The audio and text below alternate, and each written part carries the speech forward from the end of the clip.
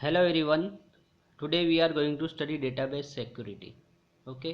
So in organization there is a need for provide the data security, right? So first we will see the definition. कि data security क्या है, right? So as we know what is the important of data. अगर data का important अगर हम बोले तो अगर हम बात करेंगे कोई ऑर्गेनाइजेशन है जैसे बैंकिंग सिस्टम में डेटा का क्या इम्पोर्टेंट है अगर हमको देखना है तो एवरीडे ट्रांजेक्शन जो होते हैं तुम्हारा जो बैलेंस है वो इम्पोर्टेंट है। अगर उसमें प्लस माइनस ऑटोमेटिकली होता है तो डेटा क्या कंसिस्टेंस है, डेटा में प्रॉब्लम है तो वहाँ पे लॉस ऑफ इंफॉर्मेशन है, राइट। डेटा सिक्योरिटी हम अगर मैनिपुलेशन नहीं होना चाहिए डेटा के अंदर, क्या डेटा के अंदर इंटीग्रिटी रहना चाहिए और करेक्टनेस रहना चाहिए। सो यहाँ पे हम डेफिनेशन देखेंगे what is the security. Database security refers to the various measures organization take to ensure that databases are protected from internal and external threats। Okay, तो हमको डेटाबेस को क्या करना है, प्रोटेक्ट करना है इंटरनल और एक्सटर्नल थ्रेट्स। अब इंटरनल थ्रेट क्या है कि कोई भी पर्सन जो सिक्योर डेटा है वो सबके लिए अवेलेबल नहीं होना चाहिए, राइट। जैसे कोई लो लेवल पे जो कोई एम्प्लॉई है वो हाई लेवल पे जाके डेटा को डिलीट अपडेट इंसर्ट नहीं करना चाहिए, राइट। वहाँ पे हमको प्रिविलेजेस डिफाइन करना चाहिए। तो हमको प्रोटेक्ट क्या करना है, प्रोटेक्ट को हमको डेटा को प्रोटेक्ट करना है कि डेटा हमारा सिक्योर होना चाहिए। डेटाबेस एप्लीकेशन है वो सिक्योर होना चाहिए, राइट। स्टोर प्रोसीजर और स्टोर फंक्शन है वो हमारे सिक्योर होना चाहिए।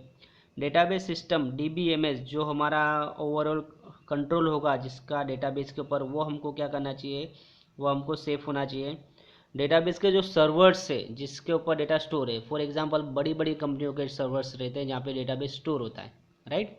तो मल्टीनेशनल जितनी भी कंपनियां हैं, चाहे ऑटोमोबाइल की हो, केमिकल की हो, राइट, तो सारी कंपनियों के उसके डेटाबेस सर्वर होते हैं और उनके जो बहुत सारे सालों के, ईयर्स के पूरे पूरे डेटाबेस सर्वर के ऊपर होते हैं। तो हमको सर्वर पे सिक्योरिटी प्रोवाइड करनी है, राइट। और डेटाबेस की जो लिंक्स है, राइट, वो हमारे क्या सिक्योरिटी हमको प्रोवाइड करनी है। तो database security refer to the range of tools controls and measures design to establish the preserve database confidentiality integrity and availability. तो डेटाबेस सिक्योरिटी प्रोवाइड करके हमको क्या करना है कि डेटाबेस की कॉन्फिडेंशियलिटी हमको मैनेज करनी है। डेटा कॉन्फिडेंस में रहना चाहिए। जैसे कि अगर किसी कंपनी का डेटा रिवील हो जाता है, बाहर आ जाता है, जो इम्पोर्टेंट डेटा है, तो कंपनी का लॉस हो जाता है कि उसके अंदर क्या होता है कि दूसरी कॉम्पिटिटर कंपनियां वो डेटा का यूज़ करके उनके प्लान चेंज कर देंगे और उसके इससे जो सामने वाली कंपनी को लॉस होगा। तो डेटा को क्या कॉन्फिडेंस रहना, कॉन्फिडेंशियलिटी मेंटेन होनी चाहिए डेटा की। इंटीग्रिटी मेंटेन होनी चाहिए, जैसे कि हमने बहुत सारे कंस्टेंट पढ़े हैं, राइट। कोई अन इनकंसिस्टेंट डेटा स्टोर नहीं होना चाहिए। जो डेटाबेस के जो रूल्स है, कंपनी के जो रूल्स है उसके हिसाब से डेटा मैनेज होना चाहिए, राइट। और डेटा अवेलेबल रहना चाहिए, राइट। तो क्या है कि जो भी एज पर द लेवल वाइज कि मैनेजर को ज़्यादा अथॉरिटी रहना चाहिए, वो पूरे डेटा देख सकता है। फिर उसके बाद हमको प्रिविलेज डिफाइन करने हैं, जिसको जितना एक्सेस देना है खाली व्यू के लिए देना। जैसे कि हम बैंकिंग में अगर हम वो देखते हैं मिनी स्टेट में, तो मिनी स्टेटमेंट में हम अपडेट नहीं कर सकते, राइट। खाली व्यू रहता है हमारा, सिलेक्ट कमांड हमको दिया रहता है कि हम सिलेक्ट करके देख सकते हैं, बस उसके लिए अपडेट वगैरह हम नहीं कर सकते, अपडेट डिलीट नहीं कर सकते। तो हमारे वहाँ पे डेटाबेस में वो कंट्रोल रखा गया कि हम उसको एक्सेस नहीं कर सकते, राइट। तो ये डेफिनेशन हो गया। इसमें तीन जो वर्ड है, कॉन्फिडेंशियलिटी, इंटीग्रिटी एंड अवेलेबिलिटी, ये तीनों बहुत इंपॉर्टेंट है। ये पूरा के पूरा उसका फंडा है, कोर कंसेप्ट है डेटाबेस सिक्योरिटी का, राइट। फिर database security must address and the protect the following. तो मैंने आपको जैसे ही बताया क्या रहना चाहिए डेटाबेस। पहले तो डेटा सिक्योर होना चाहिए। डेटाबेस मैनेजमेंट सिस्टम का जो सॉफ्टवेयर है वो सिक्योर होना चाहिए। एप्लीकेशंस, एसोसिएटेड एप्लीकेशंस, अभी कैसा होता है कि डेटाबेस में फ्रंट एंड होता है और बैक एंड होता है, राइट। कोई भी एप्लीकेशन में फ्रंट एंड होता है। जैसे कि हमने फेसबुक यूज़ करते हैं या फिर हम जीमेल का अकाउंट यूज़ करते हैं, जो भी हमको दिखता है वो फ्रंट एंड रहता है। बट जो हमने जो मेल किया है, जो भी हमने रखा है, वो क्लाउड पे जाके स्टोर होता है या फिर डेटाबेस में सर्वर पे जाके स्टोर होता है, राइट। तो वहाँ पे देखो ऑप्शन आता है जीमेल के अंदर, store on a drive, drive या क्लाउड।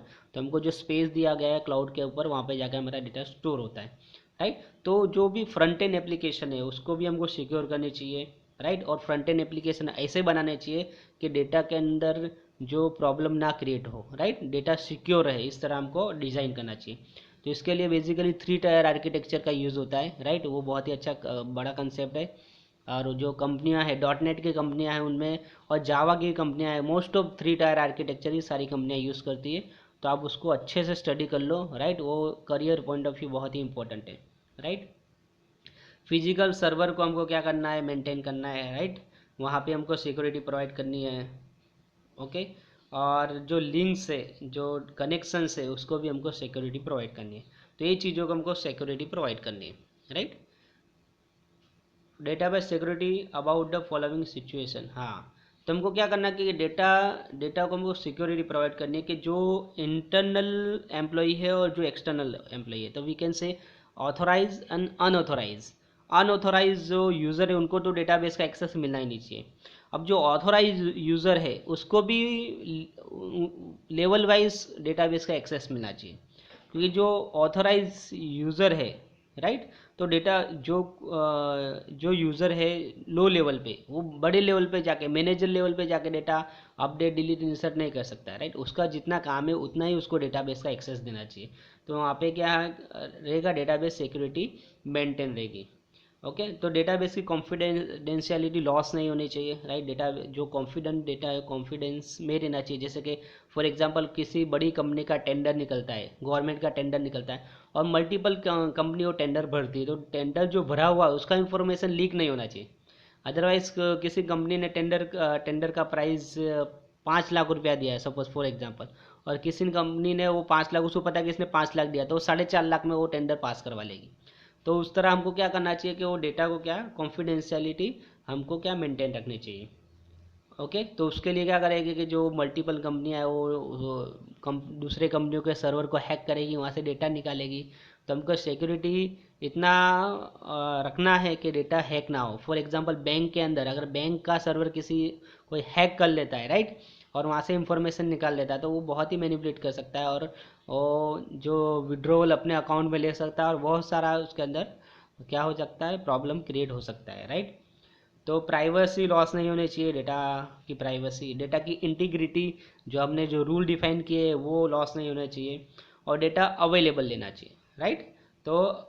तो जो डेटा अवेलेबल, जो पूरा डेटा रहना चाहिए, वो जो हायर लेवल के एम्प्लॉई है जैसे मैनेजर है, राइट, उनके लिए लेना चाहिए। और जो एम्प्लॉई जो लेवल पे काम करता है उस हिसाब से उसको डेटाबेस का एक्सेस देना चाहिए, राइट। तो यहाँ पे computer based database security, computer based data authorization. अब डेटा ऑथोराइजेशन कैसे करेंगे, बाय यूजिंग यूज़र नेम और पासवर्ड। तो ऑथोराइज पर्सन को हमको एक्सेस देना है by using the user name and password. और पासवर्ड भी हमको क्या करना चाहिए कि पासवर्ड के जो रूल डिफाइन करने चाहिए कि एक कैपिटल लेटर होना चाहिए, एक स्मॉल होना चाहिए, एक स्पेशल कैरेक्टर होना चाहिए, नंबर। ऐसे आपने बहुत जगह रूल देखे होंगे, तो ये one type of the security हो, राइट। तो जैसे कि हम पासवर्ड रखते हैं 1 2 3 4 5 6, तो ये कॉमन पासवर्ड मोस्ट ऑफ बहुत लोग यूज़ करते हैं। तो ऐसा नहीं होना चाहिए कि पासवर्ड की भी एक कंडीशन होनी चाहिए जो हमको डिफाइन करनी चाहिए, राइट। और उससे डेटा हमारा सिक्योर रहेगा। अगर हमने इजी पासवर्ड किया तो कोई भी उसको एक्सेस कर सकता है, राइट। अगर वो पासवर्ड गेस करके, राइट, कोई पासवर्ड का नाम रखता है, खुद का नाम रखता है, कोई गाड़ी का नंबर रखता है, जैसे कि मोस्ट ऑफ एटीएम कार्ड में लोग गाड़ी का नंबर रखते हैं।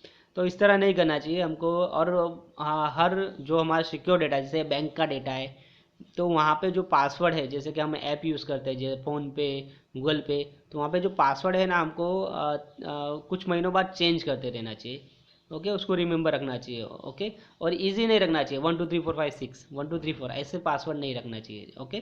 पासवर्ड और ऐसे भी नहीं, जैसे हमारा बर्थ ईयर, बर्थ डेट का जो ईयर है वो नहीं रखना चाहिए मोस्ट ऑफ उससे भी क्या होता है कि हमारा 1990 रख दिया, तो अगर किसी ने हमारा बर्थडे जिसको पता है, राइट, बर्थ ऑफ ईयर, तो वो डाल के वो डेटा हैक हो सकता है, राइट। तो ये इस तरह का भी इथिकल हैकिंग होता है, उसका एक बहुत बड़ा कोर्स है, वो भी एक तरह का है। तो वो चीज़ों से हमको बचना चाहिए, राइट। एक्सेस कंट्रोल मैंने आपको बता दिया कि जो लेवल वाइज डेटा को एक्सेस देना चाहिए। जो कस्टमर है तो खाली डेटा व्यू कर सकता है, ओके डीबी है वो डेटा को इंसर्ट डिलीट अपडेट भी कर सकता है। इस तरह हम level wise number of user के हिसाब से, जो डेटाबेस यूज़र्स है उसके हिसाब से हम उसको डेटाबेस का एक्सेस देंगे, राइट। जैसे बैंक हमको एक्सेस देती है, खाली हम क्या करते हैं, पासबुक हम व्यू कर सकते हैं। पीएफ अकाउंट में भी हम पीएफ अकाउंट का अमाउंट देख सकते हैं यार, राइट। उसके अंदर हम अपडेट इंसर्ट डिलीट नहीं कर सकते, राइट। खाली व्यू के लिए वो होता है, राइट। व्यूज़ डिफाइन करना चाहिए, व्यूज़ जो टॉपिक हो गया प्रीवियस में, right. Backup and recovery of data, तो डेटा का जो बैकअप होना चाहिए, ओके। बैंकिंग सिस्टम है या फिर कोई गवर्नमेंट की बड़ी एजेंसी है, राइट।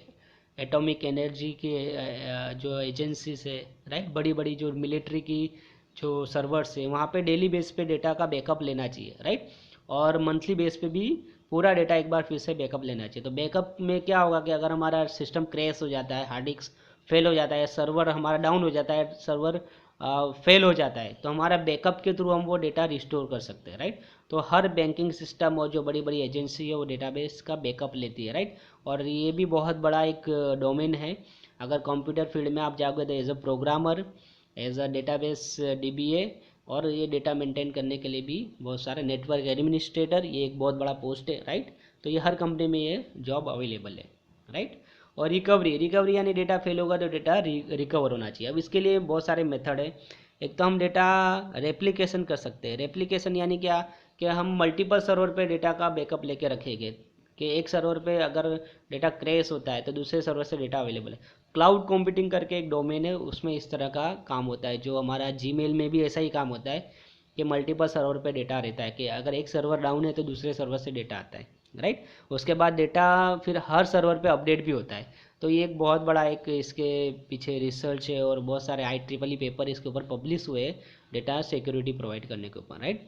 दूसरा कि डेटा फ्रेगमेंटेशन हम कर सकते हैं। फ्रेगमेंटेशन यानी क्या रहता है कि हमारा 1 GB का फाइल है, तो 1 GB की फाइल को हम 10 पार्ट्स में डिवाइड करता है सिस्टम। ऑटोमेटिकली सिस्टम जो सॉफ्टवेयर है डेटाबेस का, उसको 10 पार्ट में डिवाइड करके 10 अलग अलग सर्वर पे उसको स्टोर करेगा। ये कहाँ पे होता है, ये इंटरनेट के ऊपर होता है, क्लाउड कंप्यूटिंग के ऊपर ये चीज़ें हम कर सकते हैं, राइट। तो फ्रेगमेंटेशन और एप्लीकेशन, ये दो मेथड है डेटा को सिक्योर करने के लिए। जो एडवांस DBMS के कंसेप्ट है मैं आपको बता रहा हूँ, आपको इतना डीप में नहीं जाना है, मगर फ्यूचर में आपको ये पढ़ना है डिग्री के अंदर। डेटा इंटीग्रिटी मेंटेन होनी चाहिए, राइट। इंटीग्रिटी कंस्ट्रेंट मेंटेन होने चाहिए, जो भी रूल्स है उसके हिसाब से डेटा इंसर्ट होना चाहिए। इनक्रिप्शन ऑफ डेटा, ये भी बहुत ही बड़ा कंप्यूटर सिक्योरिटी का एक सब्जेक्ट है और बहुत ही बड़ा डोमेन है। इसके ऊपर भी बहुत सारे IEEE एक डोमेन है, IEEE पेपर आपको मिलेंगे डेटा सिक्योरिटी प्रोवाइड करने, जैसे कि सिक्योरिटी का बहुत इंपॉर्टेंट है। अभी आपने एक कंसेप्ट सुना होगा क्वांटम कंप्यूटिंग। क्वांटम कंप्यूटिंग अगर आता है तो जो भी बैंक के जो पासवर्ड है, और जो अभी एक जो ऑनलाइन जो जितने भी प्रोसेस चल रहे हैं वो बहुत ही खतरे में हो जाएगी, क्योंकि क्वांटम कंप्यूटिंग से स्पीड बहुत हाई हो जाएगा और हैकर को बहुत ही मज़ा हो जाएगी, राइट। तो वो चीज़ें हैं, वो भी अंडर स्टडी है, उसका भी कुछ सॉल्यूशन निकलेगा, राइट। और डेटा इंक्रिप्शन यानी डेटा को हमको क्या करना है कि हमने अगर यूज़र नेम और पासवर्ड डाला तो वो जब नेटवर्क पे जाएगा थ्रू वायर्स या फिर वायरलेस मीडिया से जाएगा, तो डेटा इनक्रिप्टेड हो जाएगा, यानी डेटा जो मॉडिफाई हो जाएगा, उसके अंदर कीज़ आ जाएगी और इसके बहुत सारे एल्गोरिथम है। फिर डेटा इनक्रिप्टेड डेटा जाएगा, और प्राइवेट की पब्लिक की का कंसेप्ट है।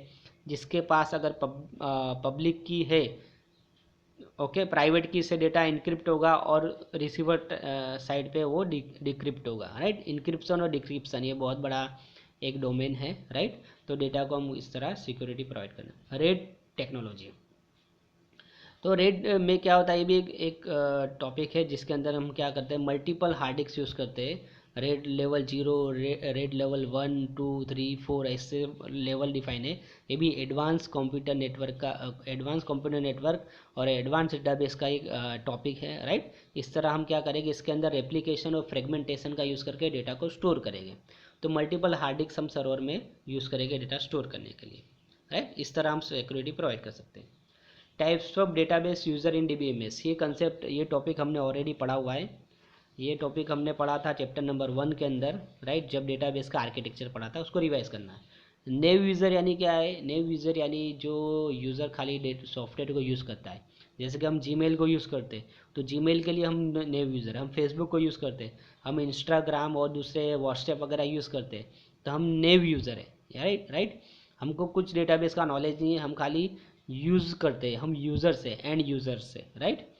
दूसरा एप्लीकेशन प्रोग्रामर। एप्लीकेशन प्रोग्रामर क्या करेगा, अगर सॉफ्टवेयर क्रिएट करेगा, जैसे कि व्हाट्सएप, ये एप्लीकेशन प्रोग्राम है, ऐप है, ये किसी ने क्रिएट किया तो ये प्रोग्रामर ने क्रिएट किया तो वो एप्लीकेशन प्रोग्रामर है। जैसे कि जीमेल, जीमेल एप्लीकेशन प्रोग्राम है। जैसे कि फेसबुक एप्लीकेशन प्रोग्राम है। आप जो पीसी में जो कैलकुलेटर यूज़ करते हो वो एप्लीकेशन प्रोग्राम है। आप मोबाइल में कैलकुलेटर यूज़ करते हो वो एप्लीकेशन प्रोग्राम है। ब्राउज़र यूज़ करते हो वो एप्लीकेशन प्रोग्राम है। YouTube is a application program है, राइट। तो ये एप्लीकेशन प्रोग्राम यूज़ जो क्रिएट करते हो उसको एप्लीकेशन प्रोग्रामर बोलते हैं, राइट। तो एप्लीकेशन प्रोग्रामर जो प्रोग्रामिंग लैंग्वेज का यूज़ करके कोड लिखेगा। सोफिस्टिकेटेड यूज़र्स, ये जो यूज़र्स है वो जो डेटाबेस की क्वेरी, अब देखो application program front end create करेंगे, और जो सोफिस्टिकेटेड यूज़र है वो क्या करेंगे, वो क्वेरी पास करेंगे, यानी इंसर्ट, डिलीट, अपडेट, जो D L, D M L और डी सी एल का यूज़ करके डेटा को मैनेज करेंगे वो एप्लीकेशन सोफिस्टिकेटेड यूज़र्स है। और finally database administrator. Database administrator का ओवरऑल कंट्रोल डेटाबेस पे होगा, जो ऑथराइजेशन अप्लाई करेगा, राइट। वो डिसाइड करेगा किसको डेटाबेस का एक्सेस देना है, किसको नहीं देना है, राइट। तो ये हमने चैप्टर नंबर 1 में पूरा कवर किया है। वो वीडियो में सारा इंफॉर्मेशन इसका है, वहाँ पे जाके आप देख सकते हो, राइट। तो ये 4 types of user in database है, ओके। अब हाउ टू क्रिएट डेटाबेस, इसके प्रैक्टिकल के वीडियो में बना दूंगा अभी, राइट। तो मैं आपको उसके प्रोवाइड कर दूंगा, तो उसके अंदर सारे कमांड हम देख लेंगे। हाउ टू क्रिएट यूज़र, ये ऑलरेडी हमारा हो चुका है, हमारे चैप्टर नंबर 5 का टॉपिक है, तो फिर से हम इसको देख लेते हैं। तो अगर नया यूज़र बनाना है डीबीए को, डेटाबेस एडमिनिस्ट्रेटर को, राइट, तो वो ये कमांड पास कर सकता है। जो क्लाइंट है वो, उसके पास एक्सेस नहीं है यूज़र क्रिएट करने का, खाली डीबीए ही ये कमांड पास करके नया यूज़र क्रिएट कर सकता है। तो इसका सिंटेक्स है create user, okay. Create is a keyword, user is a keyword, user name, तो यहाँ पे यूज़र नेम हमको देना है, जो भी यूज़र जो यूज़र को क्रिएट करना है वो आइडेंटिफाइड बाय पासवर्ड। तो identified is a keyword, by is a keyword, and password जो हमको पासवर्ड देना है वो। For example create user Rahul, user का नाम राहुल है, आइडेंटिफाइड बाई राहुल @1234। तो यहाँ पे देखो एक कैप्स में होगा, एक स्मॉल हो गया, स्मॉल में लेटर आ गया, @ आ गया, स्पेशल कैरेक्टर 1234 डिजिट आ गए। तो ये इस तरह का पासवर्ड हमने यहाँ पे रखा है। ये भी इजी पासवर्ड है, मगर इस तरह के हमको रूल डिफाइन करने हैं, राइट। तो यहाँ पे फिर ग्रांटिंग परमिशन टू यूज़र। अब जो यूज़र क्रिएट किया है वो डीबीए क्या करेगा, सारा काम डीबीए करेगा, ओके। तो grant, select, insert, update, delete on S Y com, ये एस वाई कॉम हमारा डेटाबेस है, टू राहुल। तो एस वाई कॉम का हमने जो डेटाबेस बनाया है, ओके, और राहुल को हमको परमिशन देना है। क्या परमिशन देना है कि वो डेटाबेस को सिलेक्ट कर सकता है, सिलेक्ट कमांड पास कर सकता है, इंसर्ट डेटाबेस में इंसर्ट कर सकता है, अपडेट कर सकता है, डिलीट कर सकता है, मन क्रिएट नहीं कर सकता, क्योंकि क्रिएट कमांड हमने उसको दिया नहीं है, राइट। अगर हमको राहुल को सारी कमांड देने हैं, सारी परमिशंस देनी है, तो ग्रांट ऑल कर देना on database name S Y com to Rahul. तो राहुल को सारी परमिशन मिल जाएगी कि अब राहुल इंसर्ट, डिलीट, अपडेट कर सकता है, क्रिएट व्यू कर सकता है, क्रिएट ट्रिगर कर सकता है, क्रिएट टेबल कर सकता है, राइट। राहुल के पास अब सारी क्या है, परमिशंस है, ओके। तो इस तरह हम क्या करेंगे, डेटाबेस का यूज़र को क्रिएट करेंगे। उसके बाद अगर हमको परमिशन लेनी है, रिवॉक करनी है, राइट, तो revoke commands name select, insert, update, delete on table, on database. Database क्या है, S Y com from Rahul. तो राहुल से हमने क्या ली, सारी परमिशंस ले ली। और सिलेक्ट, इंसर्ट, अपडेट और डिलीट की परमिशन ले ली। अब सारी परमिशन लेनी है तो रिवॉक ऑल, ऑल यहाँ पे टेबल नेम आएगा एस वाई कॉम प्रिविलेज के जगह पे, ये यहाँ पे मिस्टेक हुआ है, राइट। तो यहाँ पे हमको प्रिविलेजेस के जगह पे एस वाई कॉम लिखना है, ये आप करेक्शन कर लेना।